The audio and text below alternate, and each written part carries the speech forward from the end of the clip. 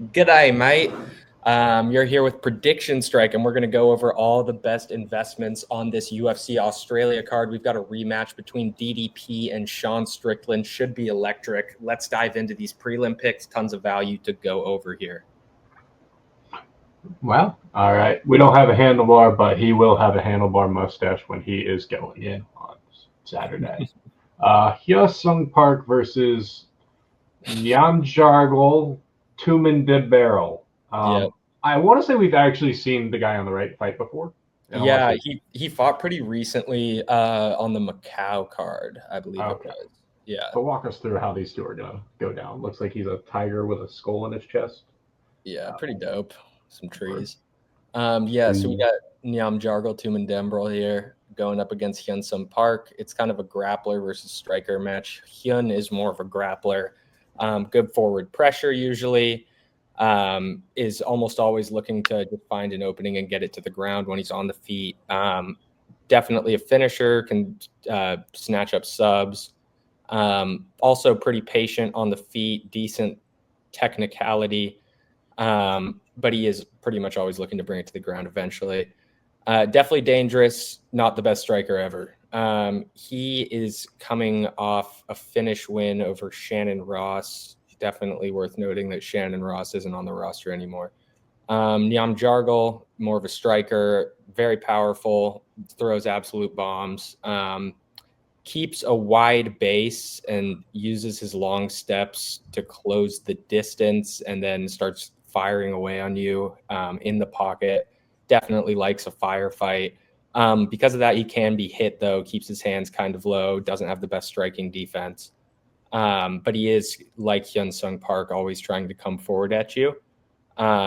He is coming off a loss, displayed his power there. Also, I think kind of gassed, was just looking way too aggressive. Started out too hot. He had like a nice go around in the first, but chased a finish, which ultimately made him suffer a loss. So he's a big underdog here, I think. Grant, can you confirm? Yeah, let me check it out. I'm not seeing anything posted for this fight yet. Most of the other ones have odds. We find another source for this. Nyamjarg is plus 190. Hyun Sung is minus 235. Okay, that's not as crazy as I thought it was. For some reason, I thought I saw like plus 280 odds or something. But neither of these guys have a win over an active UFC fighter. Nyamjargal is a dangerous, powerful striker. Park, solid grappler. Takedowns could definitely use work. I am going to just go out on a limb and go with the underdog for the first fight. I don't think the takedowns on Hyun Sung Park's side are great at all, really. He looks really uncomfortable on the feet. That's where Nyam strives. So as long as Nyam's able to defend those takedowns, I think he could catch Hyun Sung Park here. I like it. Based off of what you said, I think I'm gonna go contrarian just to have a contrarian one for the beginning. Hyun Sung Park just for gets and shittles. Well, Nyam would be the contrarian take, technically. Oh, Nyam's a correct. Sorry, I'm an idiot. Yeah. We'll go Nyam. I kind of zoned out a little bit there going through the odds for a sec because actually, wait, no. We'll just make it simple. I'm going with you in Hyun Sung Park. Right, let's see here. Quillen Salkid versus Anshul Jubli. You were hyping up this guy, if I remember correctly, before. Yeah, Anshul. Well, Anshul is just like a big name relative to his actual success in the UFC. He's the only Indian fighter on the roster, so he has a huge following. He has like 1 million Instagram followers. And yeah, he was super hyped up. I think he's like a 3-1 dog against Quillen Salkid. Yeah. Which is kind of interesting to me, but Quillen, because Quillen's just such a fresh face, he is a really good striker though. Good kicks, is intentional about managing range, invests in the body early, does a good job of realizing when he's out of his depth in the striking and lowers his level to start shooting takedowns when he's struggling. So well-rounded guy, can fight on the feet or on the ground, at distance or in the pocket. He can chase a finish at times instead of, on the ground, transitioning to positions to maintain control or settling in the striking, which can kind of mess up his rhythm a bit at times. Anshul, solid striker, good grappling, pretty well-rounded guy as well. Really good takedowns. Is not really like the best fighter anywhere, but is decent everywhere. Good fight IQ. Coming off a TKO loss to Mike Breeden. Jubilee, I don't know. I think he has the tools to beat Salkil here. I just don't know if he's really aggressive enough or really has that dog in him. Quillan does have that. He's very aggressive, very gritty fighter. He has relatively good, like a strong chin from what I've seen. I've seen him eat some big overhands and be fine. So he's definitely a grinder. Don't think I'm going to be touching this fight at all, but I'll lean on the Quillan side of things. Yeah, I tried to just briefly look through his fight history, and everything that of like Jubilee's previous fighters, they just look like trash cans. Yeah, exactly. Yeah, questionable coming out of that road to the UFC scene. I don't think Jubilee is going to really be able to put the pressure and make this into a fight on the ground, which is probably his only chance to win. That feels like where Quillan is a little bit weak. I think this fight should be standing up for most of it, and Quillan should probably pass this one pretty easily. Yeah, I agree.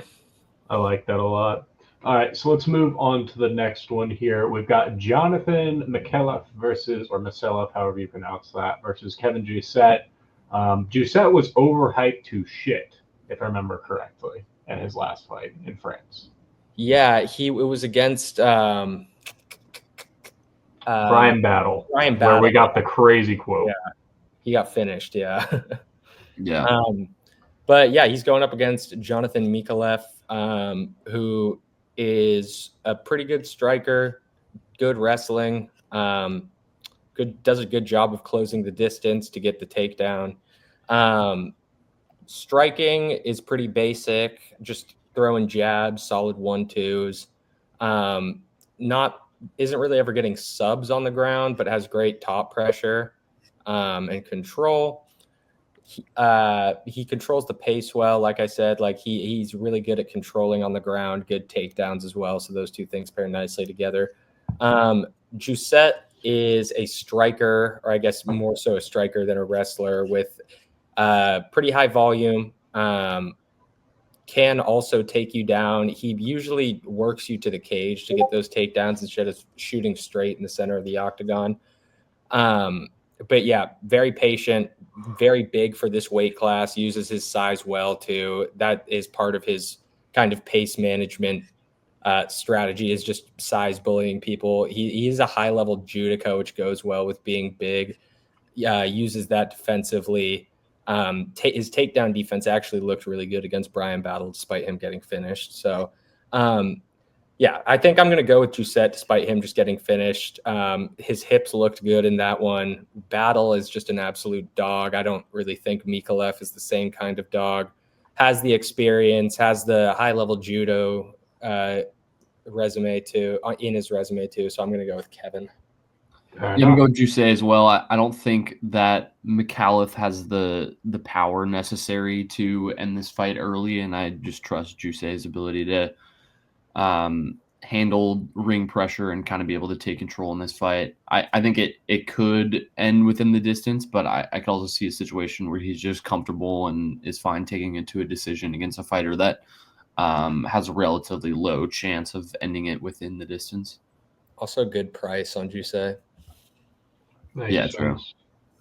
I'm going to keep fading Jousset. I have no faith in the man. So down with France. I'll be contrarian here. All right. Moving forward, even though on PredictionStrike, this is by far and away the correct pick, going with Jousset for what it's worth. Moving forward, we have Cody Steele versus Rong Zhu. Yeah, walk us through this one. I'm pretty confident I'm going to be pretty heavy on Cody Steele here. I just did a brief look through. Just looks like more trash can kind of fighters for Rong Zhu here, but we've got Rong Zhu in color versus black and white Rong Zhu. Oh wait, damn, they look so similar, bro. But yeah, Cody is coming off of this most recent season of Dana White's Contender Series. He was originally supposed to fight Camelo Tani, who is the guy who gave Alex Pereira his first MMA loss. Camel pulled out, so Cody got a win by technicality there, and then won the rebooking. He is a wrestler and grappler, really nice takedowns, really good pressure, makes stuff happen in scrambles. Not the best striking, but he can definitely like hold his own, at least as long as he needs to, until he gets it to the ground. Taking on Rongzhu, who is more of a striker, very, very powerful, I'd say. Picks his shots well, is patient, is really good at controlling the pace, but is also, very dangerous at the same time. He fights a lot better on his front foot than he does on his back foot. So if you're the one applying the pressure and kind of controlling the pace, he tends to have a harder time. Negative striking differential, does average a little under 2 takedowns, 62% takedown accuracy, coming off a TKO loss to Chris Padilla. Zhu is probably more dangerous. Cody is better overall. I think the wrestling edge is just going to be apparent here. I think he just gets the takedowns. He's going to be chain wrestling here. That's obviously the right game plan to beat a guy who's more striking oriented like Rongzhu, and that's exactly what Cody Steele's good at. So seems like a pretty easy one for me. Yeah, I'm not going to disagree there. Just Cody seems like the guy here. Don't overthink it too heavily. Yeah, this is a pass for me, but if I had to pick, I would take Cody to use the wrestling to probably fight towards a decision. That's probably the angle I would play here. Yeah, honestly, probably like a submission for Cody seems like here, right? Or when would you say for a finish? I would probably go decision with a ton of top control, but doesn't get the finish. But I could go either way, obviously. But that's probably, if I was picking an most likely outcome. Go with that, yeah. I'm probably on decision as well. Perfect. Yeah. All right. Topuria versus Colby Thickness. So I decided just to do a quick record check of these two. I think they have a combined 1 victory each for their opponents of all their fights. Like both these guys have played absolute trash cans. So I don't really get. I think the one loss that Topuria had was like years and years ago. I'm pretty sure. No, it was. That's why I kind of come to this like outside of this being his Topuria's brother, like should the lines really be like this, or like what am I missing? I guess. I think it's a little bit far apart, but I mean, Topuria looks good. This is going to be a fun one too, because Topuria is obviously going to have the other Topuria in his corner, but Thickenese is going to have Volkanovski in his corner. Yeah, it's Thickenese is crazy. Not thickness, dude. It's Thickenese. But Topuria, like, I mean, it feels like we've seen hype like this before, where some dude just is a brother and then gets an invite because. I mean, he's also the older brother, which is a little bit concerning that we've never seen this guy before, and his younger brother has already worked his way all the way up the pound-for-pound ranking. So, I mean, that's a little concerning to me. I will say Topuria's OG opponent, because it got changed, was the favorite. Okay. And now Topuria is the favorite. So this is more short notice. Yeah, Colby's coming in on short notice. We've just seen like too many situations with that Kamaru Usman's brother, who's just a trash. That's literally who came to my brain. I was just like, Walker. Yeah. Johnny Walker's brother is such a bum, dude. That's what I'm saying. But yeah, so Colby, pretty well-rounded, trains with Volkanovski. That's why Volk's going to be in his corner. Mostly a grappler, I'd say. He has striking, pretty competent, but he just uses it to close the distance so he can get an opportunity to take you down. He's also another one of those guys who does a lot better taking you down from the cage than from the center of striking is pretty loose, keeps his hands kind of low. Striking defense isn't the best. Some decent power because of how athletic he is. He kind of just explodes into his punches. Definitely a better grappler than a striker, though.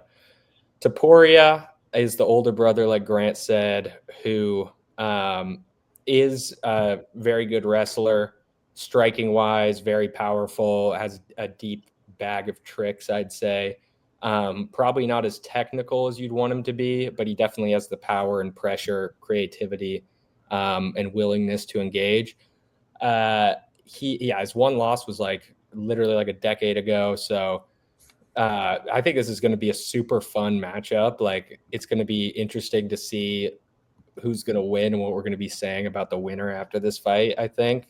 I think the odds are might be a little bit disparate, but I think talent-wise, they seem pretty fair. I'm going to go with Topuria because from what I can tell, he's just a better striker and wrestler. Yeah. I mean, if it wasn't short notice, I think I would be a bit more interested in Colby here. Yeah. But I think the odds are probably ultimately going to right. That got me excited, but this literally just screams, hey, kids, we got Walmart Topuria versus Volk at home. Yeah. I do, for what it's worth, if Topuria isn't just a complete bum, I do think both of these guys are kind of fun prospects. I hope so. This would be very exciting. But crowd's going to go absolutely apeshit if this thick knees guy pulls it off. Yeah. But yeah, all right. Let's go into the next one. Grant, I imagine you're going to Topuria here, or are you taking the thick knees? I'm probably staying off it. This feels like a situation where you could see Topuria start to get a little tired, and you could get in live at something potentially in this fight. But I'm going to stay away from it with a dude making his debut at a -410. That's just never a spot that I really want to trust anyone in. Makes sense. All right. On to the next one. We've got the Joker Wong Song versus Bruna Brazil.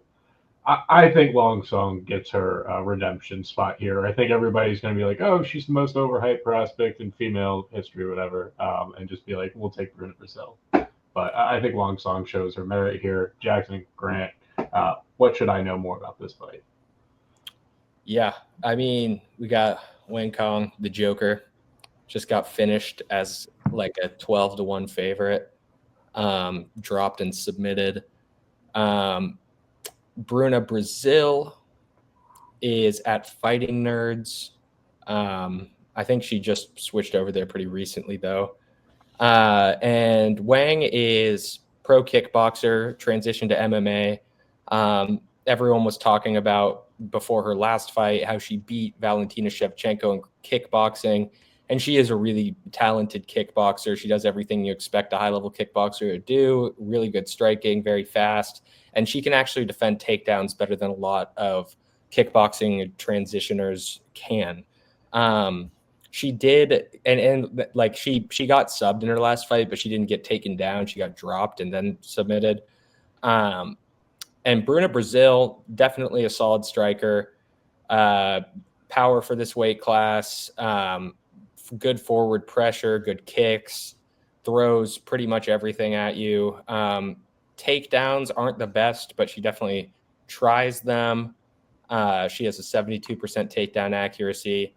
Bruna's striking defense is not very good. As you can see, she absorbs almost one more strike per minute than she lands. And I think that's going to be an important factor here. I don't really understand why. What are the odds in this fight, actually, Grant? -455 for. Yeah, that's insane to me. It, like, coming off of where you just got subbed as a -1200 favorite. Like, that seems insane, but I'm still going to go with her to win. Bruna's takedowns are not good enough. We've already seen some pretty sufficient takedown defense from Wang's side. She's also going to be the way better striker, but the odds are still crazy considering how she just absolutely shot the bed in her last fight. Mm-hmm. This is my prediction for this one. Whenever you can get it, Wong Song second round knockout. Calling my shot. I like that. I do like her by finish here. I think that could be fun.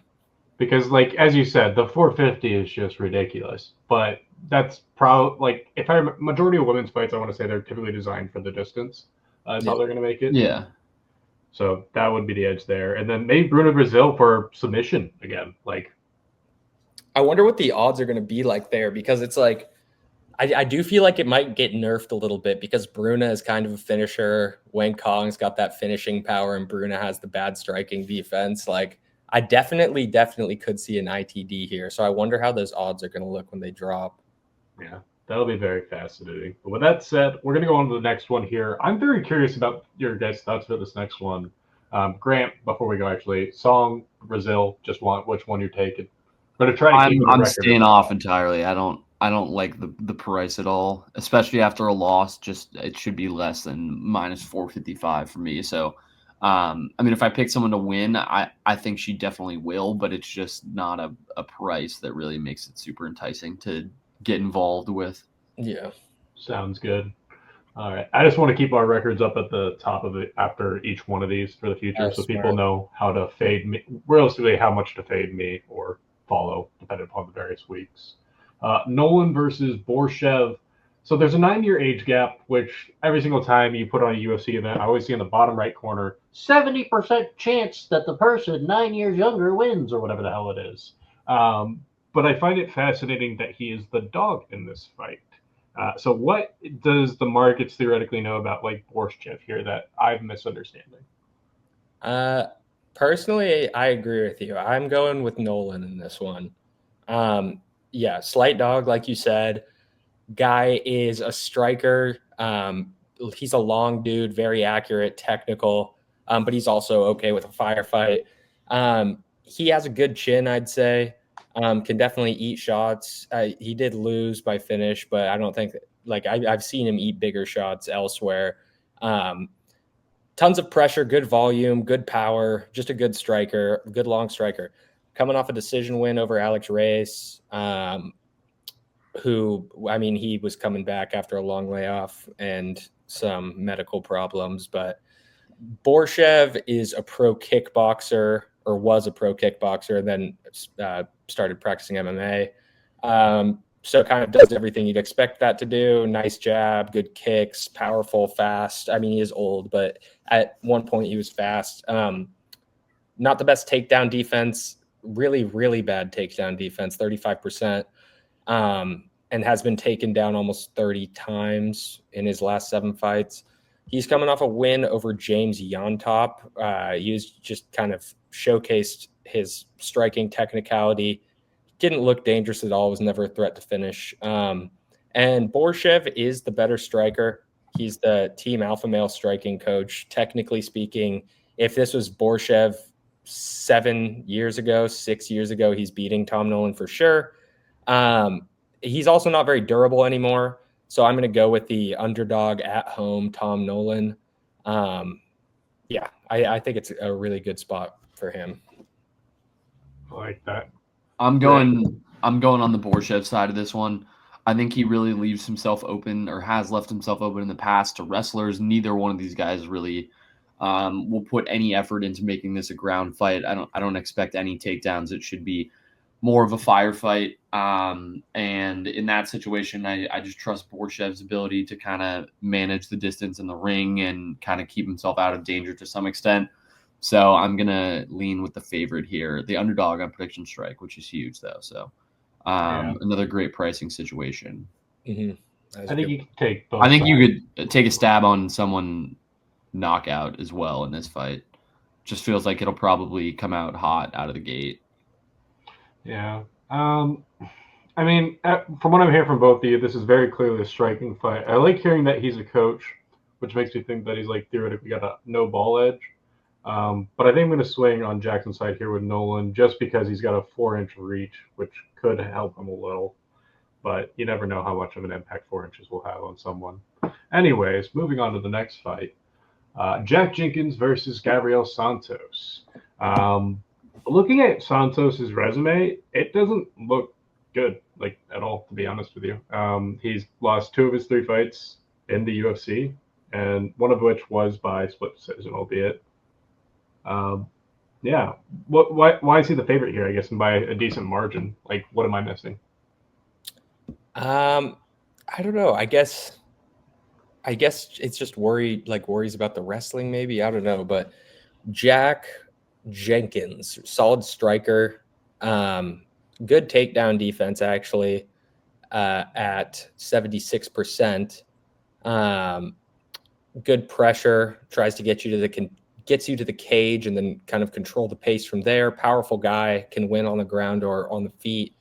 9 takedowns in his 5 UFC fights. Takedown defense can be questionable. Herbert Burns was able to get him down twice. Gabriel Santos, he very aggressive guy. Will just start off super hot, come forward at you right away. And then once he backs you up against the cage, we'll start working in takedowns, where he is both adequate at a ground and pound finish. Can also transition to positions for submissions.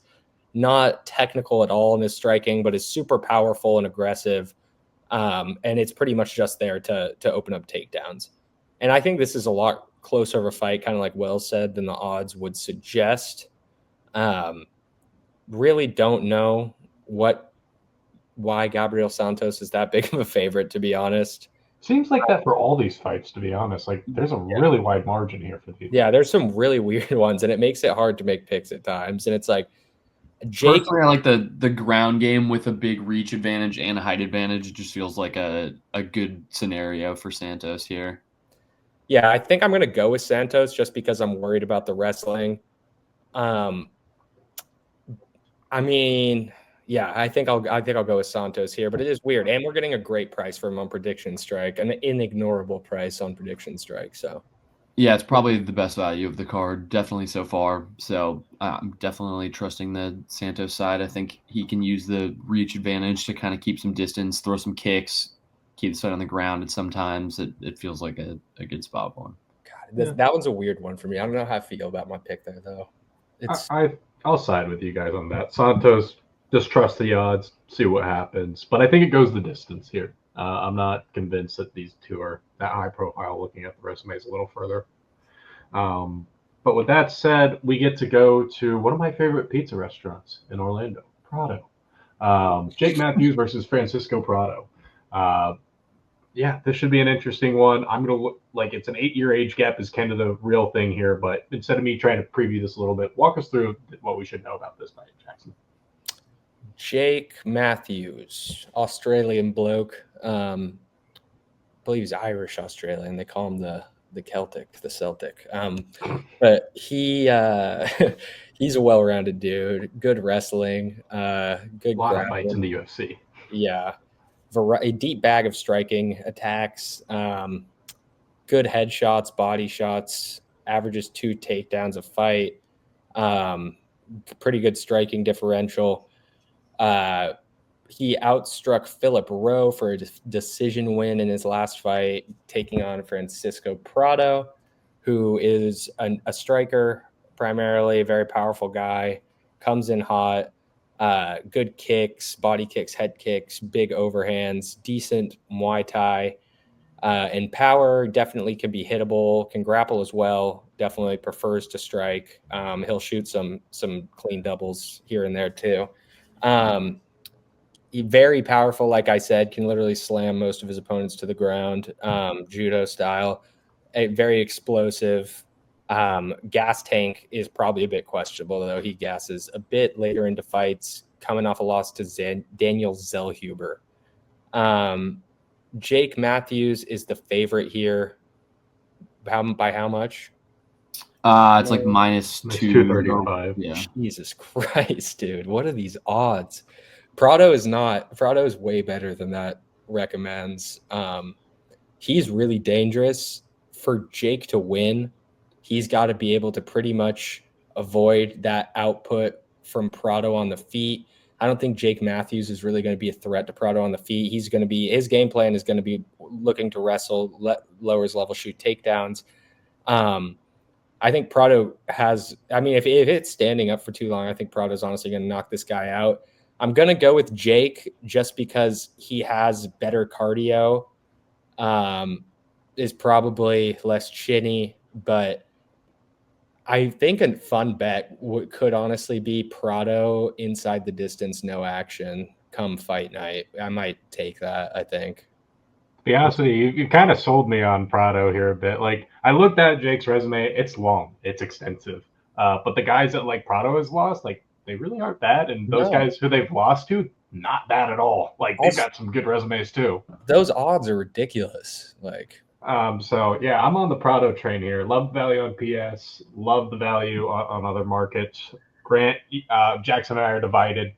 Well, Jackson's sort of divided. He's like halfway there with Prado. I'm 100% gonna take that Prado inside the distance, no action line. So yeah, I don't know if I'll take a play here in this one. Probably maybe the fight to go the distance, but outside of that, there's nothing that's really too exciting for me here. I just think Prado is far too new to the UFC, and Matthews makes some big mistakes, so he leaves himself open to a few shots getting in, and then from there, you never know how this one could spiral. I mean, it seems like if he can keep the mistakes down, Matthews should win this one, but I'm personally going to stay off. He's too volatile. Listen, I'm going to be in Orlando for MegaCon. I'm going to get me some Prado pizza. It's a sign. That's all I'm saying. Moving forward, we've got Jimmy Crute versus Rodolfo Bellato. All right. So when you look at this man on ESPN, I have never seen a more Minecraft-looking guy in my life. Wait, which one are you talking about? Bellato. Like, they did not do him justice at all. Like, that is the most blockhead I've ever seen in like an ESPN shot. I was like, damn. Dude, he looks like an ogre. He does. It's not good. He could easily murder me, like, no doubt in my mind. But what should we be expecting in this fight between him and Jimmy Crute here? Yeah. So Crute is coming off retirement. He retired like a year ago. I guess maybe he wasn't making ends meet. What he said. Wait, this guy retired? Yeah, he retired, and then he's back now. It definitely wasn't because of that. He said something like he's too good to be retiring, like pretty normal thing to say. But he's back, pretty good wrestler. You can see that he averages 4.84 takedowns a fight. It's good, but it's too much. It means people are able to get up on him pretty consistently. But he is a good wrestler, and he's constantly shooting takedowns. Control is definitely a little bit iffy. Rodolfo Bellato is, I'd say, more of a grappler. He's definitely got really heavy hands, though. Will definitely get in a firefight. Ultimately does want to get it to the ground. Takedowns aren't the best, but he has really good control once he does get you to the ground, kind of the opposite of Jimmy Crute. And we'll go look for subs from there. But both of his losses are to Victor Petrino, which is definitely says something. That's so weird. I know. One guy. Yeah. And he is coming off a win over Ihor Potieria, who's just been losing to everybody. And Bellato really didn't look that impressive in that fight against Ihor. Yeah, this is a weird one. This is a weird one. The only real lean I have is I tend to, after long layoffs, I feel like this one goes under 2.5 rounds, should end inside the distance. That's probably the lean I would have. In terms of fight winner, I would have said Crute was probably the better fighter, but it's just such a weird situation that the layoff has me thinking otherwise, but I still don't think Bellato should be as big of a favorite. So relatively low confidence on picking a side in this fight, but I like this fight ending inside the distance. How big of a favorite is Bellato? Minus 180. Dude, I could kind of I hate the odds in this fight so much because I could kind of see Crute winning this. Like, Bellato looked so bad in his fight against Ihor Potieria, and I'm gonna go with Jimmy Crute here. I'm gonna go with the dog Jimmy Crute. It's a bad pick. I'm going with Jimmy Crute though. I'll take the opposite of you there and go with Bellato just because, like, if this does become like a strike thing, he's got submission stuff on. Like, I'm just going off of pure what ESPN's given record-wise. I can see it, but I also see, like, yeah, no, it's like you said. There's nothing about this fight that screams confidence. Yeah, I'm not touching this fight anywhere, but I'm going with Crute as my official pick. All right, so we've got an interesting one here next. We've got Justin Tafa versus Taliesin Teixeira. So very interesting design there on Teixeira. What should we be kind of expecting here outside of potentially a shoey? I like the spider tat that Teixeira has. It's kind of fly. Yeah. I wonder if he got one in there. Sorry. I like Tafa here personally. This fight feels like it's pretty 50-50. Teixeira definitely has some work to do on his striking defense. If he's improved on it a lot, he's probably going to beat Tafa because that's the only real way Tafa can beat you is a quick knockout. I think this fight should end relatively early. I think an under 1.5 or something has some value here, but I'm going to just take the underdog because this fight feels like a coin flip. It feels like anything could happen. I don't trust Teixeira's striking defense to have really come that far since his last fight. So I'm gonna lean with Justin Tafa here with the underdog price. Yeah, this is another one where we don't really have a ton to go off of just because it's Talison's debut. He's kind of fought, he's pretty much fought nobodies in the past. But from what we've seen, the dude is an absolute athletic monster. He's 6'7", insanely athletic, has a deep bag of tricks, but relatively unproven. So I definitely think Talison deserves to be the favorite here. I definitely see Grant's point of view.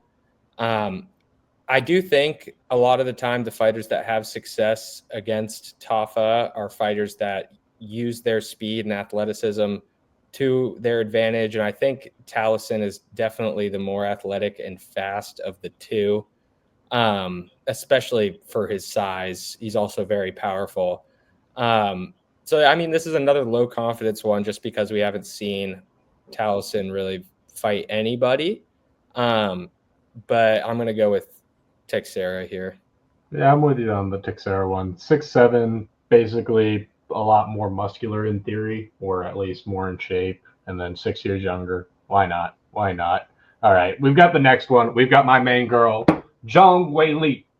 Yeah, I'm beyond hyped. Anytime I get this is my favorite UFC fighter. I was about to say this is one that I'm definitely betting on because we're getting great odds here. Yeah, this is on PS, you're getting railed. I'm not gonna lie. Tatiana Suarez probably your move on PS, but there is no way that this should be seen as a 50-50 fight. I don't get it, but let's talk through it. What should we be expecting to hear? Why do you think the alliance makers are making this more of a 50-50 fight here, guys? I feel like when you see that weird 50-50, something always happens where it ends up being the right call for the odds makers. I mean, obviously they know better than. No, you're 100% right. Well, the reason is just because Tatiana is a solid wrestler. Yeah, it's just a wrestler. The only hole in Weili's game is her takedown defense. I think Suarez's only path to victory here is a submission here. I think even if it goes the distance and she holds top control, there'll be enough damage done in other rounds that Weili probably won't lose a decision. So it's just strictly in my eyes about whether Tatiana can get that submission tightened. But I'm going to lean Weili in this situation. Yeah. So, yeah, I mean, Tatiana, she is a super, super talented wrestler. Potentially the best in this division. She subbed Alexa Grasso and Carla Esparza, averages more than 6 takedowns a fight, 27 takedowns in her 7 UFC wins. But she is very inactive, has dealt with 27. Yeah, that's absurd. I know, but she's dealt with injuries. She's been inactive. Striking not the best. It's just there really hasn't been a single fighter who's been able to stop her wrestling. Weili, we know her, the GOAT. Well, nearing that status. Yeah, 6 title fight wins. Has definitely evolved in her martial arts practicing. She's not just a striker anymore. And she has serious power, 5.66 strikes landed per minute, absorbing only 3. She has added wrestling in a big way to her arsenal. She has 25 takedowns now, coming off a title defense over Yan Xiaonan. And Weili is probably a couple wins away from being the undisputed GOAT. But the takedown defense, like I said, is the one hole. She's been taken down 6 times in 5 fights and has 50% takedown defense. So, yeah, it's even because Tatiana is able to get takedowns very, very well, and Weili has really struggled to defend those. We know Weili gets better with every fight. That her training camp is probably revolving around takedown defense, or at least I'm hoping on that. She will be the far better striker, good cardio, far better cardio, good offensive wrestling, far more experience. And I think it being a 5-round fight really benefits her. I think even if Tatiana does get a takedown in the first 2 rounds, Weili can come back and just completely outclass her later in the fight. And she has the cardio advantage as well. So I'm going to go with my girl Weili. Can't touch her on Prediction Strike. Going to be placing a bet on her straight. Yeah, you gotta throw a splash at Tatiana and PS. Though. Yeah, definitely. I mean, that's a generational value right there. But I have been talking to people who said they're going to be buying up a bunch of Tatiana Suarez shares. So for what that's worth, if you're on the Tatiana side of things, this is like free play basically. It's such a good play on PS. When did Zhang go to her new training camp or something like that? Because that's when I want to say like she really was just like started making a full-on differentiator for herself. I can't remember if it was like after Jasmine or if it was after Rose. I'm not Jasmine, Joanna. Yeah, I think it was before the Rose rematch. Okay, yeah, because I don't know. To me, like after that, she just started like that's when it took off for her, and she's just very excited for this fight. Very, very excited. Not as excited for this next one, to be honest with you. I'm sad we don't have the handlebar in here for one, but this two, is the weirdest. I don't get it. I mean, like is it a crazy take to say that neither of these guys are that good? I mean, I don't know. It's a division that's seemingly wide open. I would have made Zhang the headliner. There's a serious contender lurking, obviously, who I think probably dog walks either of these guys. It's just a really weird fight. Like it could totally go either way. I think with the underdog pricing here, you could see Sean Strickland pretty motivated in this one to put in a better effort than he did the first time. I think this fight definitely goes the distance. It just feels like that's pretty much a guarantee at this point with both of these guys and their motor.